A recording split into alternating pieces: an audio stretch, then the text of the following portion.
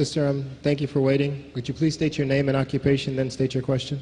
I'm Sakina D'Souza, and I'm a Catholic. I believe Brother Yusuf was a Catholic before. I would like to ask him the simple question. He was brought up like a Catholic, but what made him change? Doesn't he believe that the Messiah is true, or did he ever feel that the religion, Catholic religion, has not brought up any Messiah and the Bible is false? I would like to just know what that means, because he said he was a Catholic before and now he has become a Muslim. What made you change? What was that storyline before?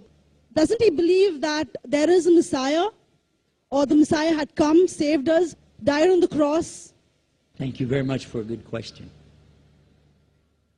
I hate to disappoint you, but I wasn't a Catholic. But I was with a Catholic priest the night that he accepted Islam. And I asked him these questions you asked me. Because after all, I was still a Christian, a preacher in Christianity, and I wanted to know why my best friend, a Catholic priest, had converted. That's a pretty weird thing. A Catholic priest is not like a regular preacher in the Protestant religion. A Catholic priest has given up everything. He's given up his life to be a Catholic priest. When he enters into this realm, he's basically given away everything. He can't have a wife, he can't have children, obviously no grandchildren. He has no home, he just lives in a rectory or wherever they give him a place to stay. And he's sent wherever they tell him to go, do whatever he's told to do, and that's it. And he cannot disobey the Pope, otherwise they can kick him out of the religion, and if they do, he's excommunicated and he goes to hell forever. So how would a person like this want to become one of those Muslim terrorists? That's what I wanted to know. He explained in a very few beautiful words something that I came to learn for myself. He said that he was sincerely in the Catholic religion because he believed in God, that he had studied, his degree was in theology, and a part of the teaching that they as priests have is to study Islam. Every priest is forced to study Islam. Now you may not know that, but you can ask your priest and he'll confirm it. And when you study Islam, even when Islam is taught to you by somebody who hates Islam, as long as they don't corrupt it too far, you can still see the truth in Islam. A classical example happened to me just recently when I was in Saudi Arabia. A friend of mine, very old copy of one of the first Qurans ever translated to English by George Sale. George Sale hated Islam, he hated the Muslims, but when he translated the Quran to English, he was true to the text of the words. Although maybe not getting all the meaning, he certainly was true to the text of the words. I was shocked when I read it. Have you seen it? You know what I'm talking about? Amazing. And listen to this. George Bernard Shaw, for instance, is one of many, a long list of people who read this and realized the truth of Islam. When people see the truth of Islam, it can change them if they want to be guided. If they want the truth, it can change them. You might think, I'm a Catholic, I'll never be anything but a Catholic. But I'm going to ask you a question, and I want you to be honest. This is not for you to, start a debate, but just be honest. Was Jesus a Catholic?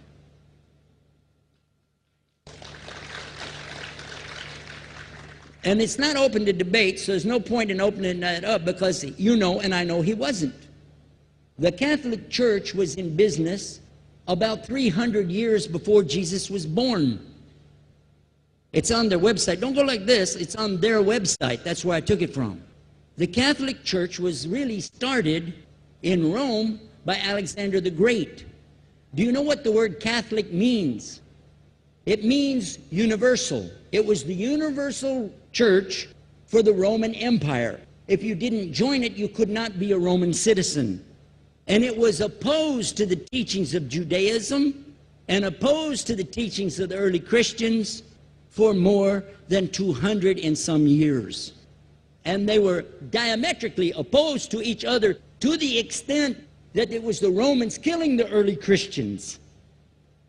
Now, if you understand that and you go to their website and read, they didn't even take over Christianity until the year 325 AD. And when they did, they changed a lot of things, again, referring to their own website. But if you want to check it in Britannica or Americana or grow your encyclopedias, go ahead and read about the Catholic Church. When, in August of 325 AD, at the Nicaea Council, they took over, first thing they said was, let's change the date of the birth of Jesus to be the same date as that of Mithras, which was the god, one of the gods worshipped there, and also the sun god's birthday was the same day, December the 25th, believing it to be the shortest day of the year. And Constantine was a sun worshiper of Sol Invictus. Go to the website, read it for yourself. There are a lot of points, but not the least of which, even today, if you go in any Catholic church, and I have, you'll see so many portraits and statues and idols and images throughout the whole place that for the one who's never experienced that, for a Muslim who knows about these images, he'll be like, whoa, a'udhu billah. Whoa, what's this? The first time I walked in a Catholic church, I was about 10 years old. I was shocked. I was shocked at the idols and statues everywhere, because in the Protestant religion, we were brought up to believe that the second commandment was just as important as the first commandment. The first commandment in the Bible, in Exodus, is the same as the first commandment in the book of Deuteronomy. It says, I am the Lord your God that brought you out of the land of Egypt in the house of bondage. You know no other God beside me. Beside me there's no other gods. Thou shalt not have any other gods beside me. How many in this room agree with that commandment? Raise your hand. You notice the Muslims are raising their hand because it means Ashhadu an la ilaha illallah. That's the first commandment for us as well. The second commandment you have clearly says, thou shalt not make any idol, any graven image of anything that creeps upon the earth, swims in the sea beneath, or flies in the air above. And I was sitting in a church one time, sitting there in the morning service, watching, the preacher talk, and they go on and on and on, and sometimes you lose your train of thought. I was looking. Whoa! On the front of the podium, there was a fish. A fish. For the symbol, make you fishers of men. It had a fish. I said, whoa. Then I looked up above his head at the big stained glass window, and it had a dove, and he had the olive branch in his mouth. The dove is flying, the bird, I said, whoa. And then I look over here, and there's a cross with a man hanging on it. And I said, wow, they didn't miss a single one. They got them all. Something walking on the earth, something swimming in the sea beneath, something flying in the air above. So look at these two things. Clearly, the first two of the 10 commandments, bang, bang, boom. Because if you said God is more than one, where did you get it from? When Jesus is talking to his own companions and they ask him, what's the greatest commandment? Mark 12:29. Clear. The greatest commandment is to know, O Israel, the Lord your God is one God. And you have to love him with all your heart and all your mind and all your strength. And this is no different from what Prophet Muhammad ﷺ was saying, the same thing to his people. Same thing I mentioned in the lecture. This is certainly for us the same. So what you see is Muslims practicing the commandments, and you see people claiming the commandments but practicing something else. And I have seen more converts from the Catholic Church than any other of the many sects of Christianity, and especially from the nuns, priests, and even an archbishop. And all of them are better than me.